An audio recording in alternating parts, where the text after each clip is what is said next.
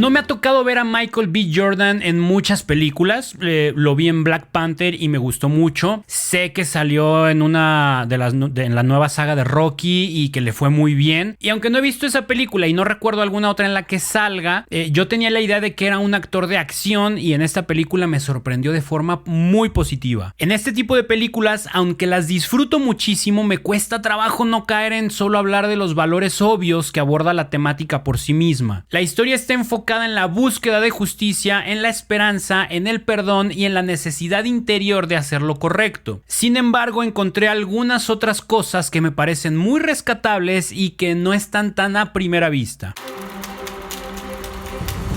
Soy Manu Casten y te doy la bienvenida a Reflexines, un podcast de la Sociedad Misionera de San Columbano en donde encontrarás algunas reflexiones sobre tus películas favoritas y spoilers, muchos spoilers. La premisa es esta: son los años 80, Johnny D es un hombre afroamericano y pueblerino, tiene una vida bastante tranquila hasta que es acusado del asesinato de una joven blanca. Su juicio se lleva a cabo de forma irregular y debido a eso termina en prisión por varios años. Su futuro parecía no tener ningún cambio previsto hasta que Bryan Stevenson, un abogado recién graduado de Harvard, llega a la ciudad para ayudar a los prisioneros que han sido víctimas del racismo imperante en el sistema judicial de aquel lugar. Vamos con mis 3 momentos de la película. Momento número 1: llegando a la cárcel. Bryan, el personaje de Michael B. Jordan, llega por primera vez a la cárcel a visitar a sus futuros clientes. En la recepción lo atiende un policía joven, podría tener su misma edad de hecho, pero actúa con la prepotencia de quien se siente inalcanzable en todo sentido. Esto nos da a entender que esa es la actitud que suelen tener los policías en la ciudad. El policía le dice a Bryan que debe desnudarse para una revisión antes de poder entrar a la prisión. El abogado, conocedor de su materia, no acepta la petición alegando que no tiene fundamento legal, pero el oficial simplemente le dice: pues no visitarás una mierda si no pasas a ese cuarto y te desvistes. Especial entre comillas que le daban por el color de su piel. Sin embargo, estaba dispuesto a pasar dicha humillación con tal de poder hacer su trabajo. No pierde de vista que él está ahí para ayudar a quienes son víctimas de peores injusticias. Hace unos días mi esposa y yo fuimos a visitar unos amigos muy queridos. Después de cenar nos quedamos platicando y poniéndonos al tanto de nuestras vidas laborales. Ya sabes, como clásica escena de sobremesa, solo nos faltó tener un puro en una mano y un vaso de whisky en la otra, ¿no? Mi amigo me contaba sobre el proceso de fabricación y mercadeo del producto con el que trabaja. Entre mil detalles me comentó que para poder mantener en buen nivel las negociaciones con distintas cadenas de supermercados, él debe jugar un poco con los datos. Es decir, a la cadena A les tiene que decir que a la cadena B les está manteniendo X precio mayor, mientras que a la cadena B les dice que a la cadena A es a la que les mantiene el precio mayor. Me lo comentó con pesar, pues sabe que lo correcto sería no caer en este tipo de mentiras, por más tontas o inofensivas que puedan parecer. Lo malo es que aún no encuentra la forma de resolver la situación sin necesitar hacerlo así, pero por ahora se siente obligado, ya que así es como funcionan las cosas en su mercado, y de no hacerlo las negociaciones pueden salir mal, o incluso podría simplemente no hacer negociaciones y perder muchísimos clientes importantes para su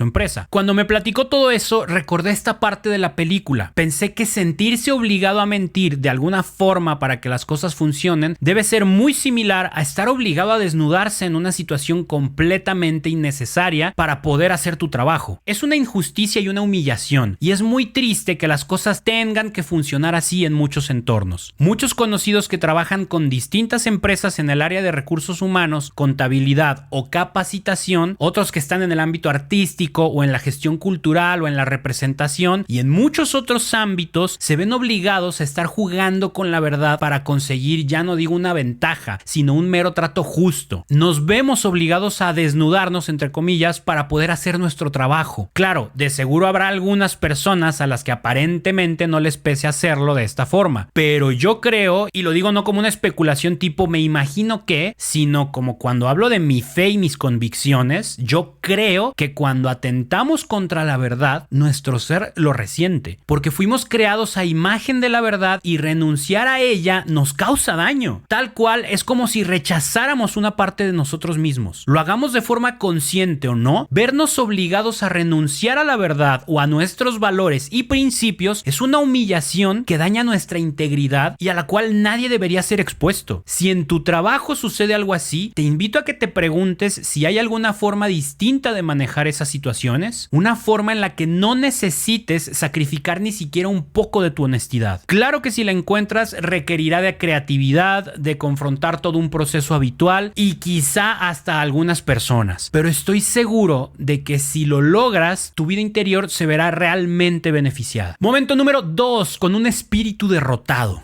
Brian dedica mucho tiempo a visitar a los presos para conocer mejor sus historias y comenzar a trabajar en sus casos. La mayoría lo recibe con entusiasmo al ver que alguien por fin se interesa en ellos. Pero cuando llega el momento de hablar con Johnny D, este no muestra ningún interés. Está completamente derrotado. Han pasado varios años desde que lo apresaron, sus abogados anteriores habían hecho un pésimo trabajo y todo esto mató cualquier vestigio de esperanzas en su corazón. En ese primer encuentro, Brian insiste en ofrecerle ayuda a Johnny, pero él lo rechaza tajantemente. Pero el abogado está firme en sus convicciones y no va a detenerse tan fácilmente. Quizás has escuchado la idea de que Dios no puede ayudarte sin tu ayuda. Esta se refiere a que Dios siempre respetará tu libertad y no importa qué tan metidos estemos en problemas o qué tan alejados estemos de Él, si no aceptamos su ayuda de forma libre, Él nunca nos obligará a aceptarla. Ese argumento tiene mucha lógica partiendo desde la idea de que Dios siempre respetará nuestra libertad, pero me atrevo a ponerlo en duda en ciertos aspectos. En un pasaje del Evangelio, Mateo 7:11, Jesús hace una comparación entre los padres de familia y Dios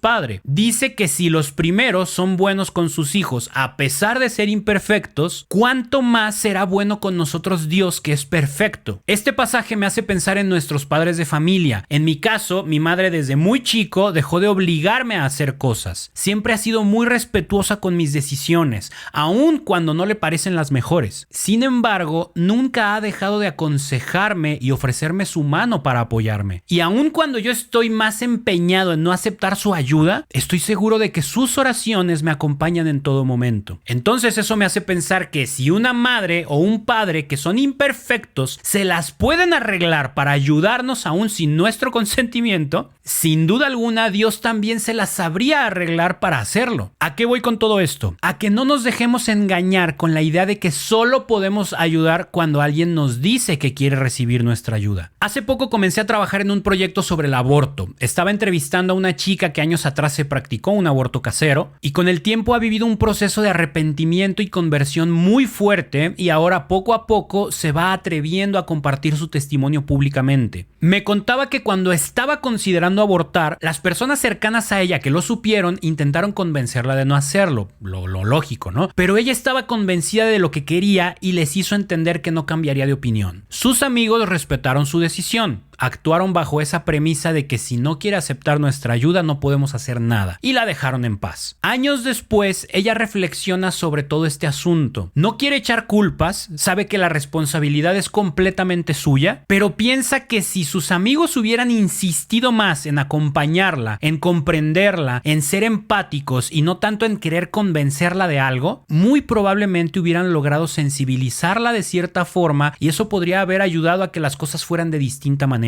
Aquí se nos presentan dos alternativas distintas al clásico si no quiere no podemos ayudar a esa persona. En primer lugar, quizá la ayuda que estamos ofreciendo va más por la línea de lo que nosotros creemos que necesita esa persona. O de lo que nosotros queremos que suceda y no de lo que realmente necesita. Posiblemente necesitamos replantearnos la idea de lo que debemos ofrecer. En el caso de una chica que piensa abortar, lo que menos necesita es que la convenzamos de pensar en el bebé. El bebé es en lo que menos quiere pensar. Justo está tomando esa decisión porque no quiere pensar en el bebé. Y si insistimos en eso, probablemente solo la estemos orillando a ir en la dirección contraria a la que buscamos. Quizá sea mucho más funcional estar a su lado, acompañarla, hacerle saber que es amada sin importar lo que suceda o lo que decida. Porque al final de cuentas todo ese tema parte de una falta de amor y si alguien no se puede saber amado, le será imposible sentirse capaz de amar a alguien más, incluyendo a su propio bebé. En el caso de la película, Brian no se quedó de brazos cruzados lamentándose por la decisión del prisionero. Siguió estudiando el caso, se acercó a la familia de Johnny, les expuso lo que sabía y lo que pensaba. La familia vio el compromiso que el abogado había adquirido por voluntad propia y se sumó a su esfuerzo. Incluso contactaron a las las autoridades antes de que el preso aceptara la ayuda. Ya con algunos avances, volvió a visitar a Johnny y le presentó todo lo que habían avanzado hasta ese momento. Eso fue lo que hizo cambiar de opinión a Johnny D. Ver que sin importar lo que sucediera y lo difíciles que estaban las cosas,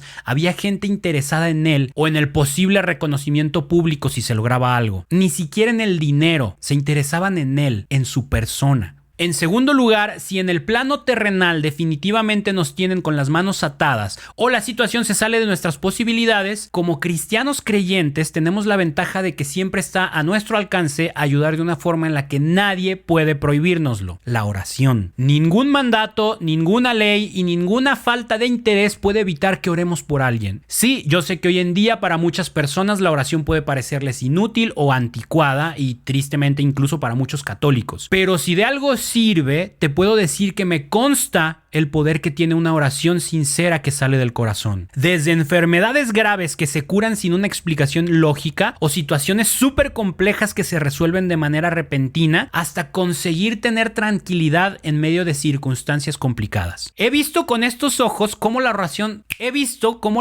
da resultados en muchísimas ocasiones. Y no importa qué tan complicado sea el problema en el que alguien se pueda encontrar. Y no importa qué tan decidida esté esa persona en no aceptar ayuda. No hay forma de que evite que ores por ella. Así es que sí, la idea de que si no aceptan nuestra ayuda no podemos hacer nada por ellos es falsa. Siempre podemos hacer algo por quien necesita ayuda. Y alerta de spoiler, esta parte de la película de la que voy a hablar a continuación ya es parte de la resolución de la historia. Así es que si no quieres que te arruine el final, mejor no continúes aquí con nosotros y primero ve la película. Momento 3, corrigiendo su testimonio. Después de un arduo trabajo, Brian y su equipo junto con la familia de Johnny D logran que el caso se reabra. Ya en el juicio son llamados al estrado varios testigos, entre los que estaban primero el delincuente que declaró falsamente haber visto a Johnny D en la escena del crimen, testimonio en el que se fundamentaba todo el caso en contra de Johnny, y también un policía que había sido despedido por no mentir en el juicio pasado. A pesar de las posibles consecuencias que tendrían que enfrentar, ambos decidieron decir la verdad que callaron en el proceso anterior, y su participación fue determinante para que las cosas avanzaran de forma positiva para Brian y para Johnny. Sin embargo, el paso definitivo que permitió que este caso se resolviera con justicia fue que el fiscal del distrito, después de escuchar los testimonios y considerar todas las pruebas, decidió retirar todos los cargos en contra de Johnny D. En distintas escenas a lo largo de la película podemos ver a este personaje, Tommy Chapman, siendo duramente cuestionado por Brian sobre la manera en la que estaba manejando todo este asunto. Incluso ya durante el juicio nos hacen entender que se siente acorralado entre la presión de la comunidad por mantener el estatus de falsa seguridad que generaba tener preso a un presunto asesino y la verdad que se ha presentado más que obvia a lo largo del proceso. Ya en el momento en que debe presentar su argumento final, opta por simplemente descartar todos los cargos contra el inculpado prisionero, por lo que este queda en inmediata libertad después de varios años injustamente encarcelado. Sí sé que este final feliz parece de película, pero lo más bonito de todo es que es un final de vida real. Creo que muchos de nosotros estamos enfadados de ver políticos, abogados y demás personas en el poder siendo corruptos. Eso nos hace pensar que el sistema está completamente destruido, corrompido y que es imposible ir en contra de él. Sin embargo, esa es una de las partes sumamente importantes de esta historia. Aquí se pudo vencer al sistema corrupto y lo más impresionante es que se hizo utilizando la verdad para sensibilizar el corazón de un hombre. Soy consciente de que es una solución muy utópica, por eso mi invitación no es a pensar que siempre funcionará así. Sé que en muchos casos será de forma contraria. Mi invitación es hacer lo que sí está en nuestras manos, no dejar que ningún tipo de presión nos corrompa. Tomemos el ejemplo del criminal que se retractó, sabiendo que muy probablemente le harían algo en la cárcel y ya viendo su final muy cercano porque estaba condenado a muerte, prefirió vivir el resto de sus días con la conciencia tranquila, sabiendo que hizo lo correcto a pesar de todo. O podemos tomar el ejemplo del policía que perdió su trabajo por no sumarse a la cadena de testimonios falsos con los que lograron encerrar a Johnny en un principio. Prefirió perder su seguridad exterior externa que renunciar a su seguridad interior. Y qué mejor ejemplo que el del fiscal. Teniendo a toda su comunidad en contra, prefiere velar por la justicia y la verdad aun cuando su carrera política estuviera en juego. Sí, son casos muy extremos y quizá nunca nos toque estar en una situación similar, pero estoy seguro de que en algún momento nos tocará enfrentarnos a algo que nos ponga entre la espada y la pared. Estaremos en alguna situación grande o pequeña en la que tengamos que decidir si le damos prioridad a la presión social o a nuestros principios. Decir algo que podría meternos en problemas por defender a alguien, ayudar a alguien que esté haciendo las cosas de forma ilegal, rechazar el ofrecimiento de algo dañino. Recuerdo que una de las primeras situaciones de este tipo que se me presentaron en la vida fue en secundaria. Un amigo engañaba a su novia con otra chica y a mí eso me pareció muy mal. En su momento sentí la presión de estar entre quedar bien con mi amigo y con la bolita de amigos o decir algo. Yo no quería tener problemas con él, pero tampoco me parecía correcto lo que hacía. Al final de cuentas, opté por comentárselo a mi novia, que era amiga de la novia de mi amigo. Y es una pena que de verdad no recuerdo si ella le dijo algo o si mi amigo supo que yo fui el que habló, pero lo que nunca he olvidado es esa sensación de estar entre lo cómodo y lo correcto. Algo que con el tiempo me ha ayudado mucho y que quiero que sepas es que siempre será más atractivo decidirte por lo que te haga sentir mejor en el momento, pero créeme, te traerá más paz optar por lo que te haga sentir bien a la larga. Y eso solo se consigue optando por lo que creas que es lo correcto. Y ya como conclusiones, es una película muy inteligente, de muchas emociones, a ratos llega al límite poco antes de sentirse lenta, pero logra mantener su buen ritmo. Yo la disfruté mucho, sí te llega a sacar algunos corajes por las actitudes de varios personajes, pero terminas sintiéndote realmente bien. Además, las actuaciones de Jamie Foxx, Brie Larson y en especial la de Tim Blake Nelson hacen que en todo momento disfrutes de la historia que se está contando. Ya sabes, te invito a que la veas con algún grupo de amigos o con tu comunidad y terminando se hagan estas preguntas y compartan sus respuestas. ¿Qué estrategias o acciones podríamos implementar para mantener nuestra integridad y valores en entornos laborales donde sentimos la presión de comprometer la verdad para alcanzar objetivos o mantener relaciones comerciales? ¿Cuáles son las formas alternativas de ofrecer apoyo, comprensión y amor, incluso cuando la persona no está abierta a recibir ayuda de la manera convencional? ¿Puedes compartir experiencias personales o sugerencias sobre cómo podemos ser agentes de cambio en situaciones desafiantes? ¿Te has encontrado alguna vez en una situación en la que sientes la presión de elegir entre lo cómodo y lo correcto? Si es así, ¿cómo manejaste esa situación y qué aprendiste de esa experiencia? Además, ¿cómo podemos resistir la presión social y defender nuestros principios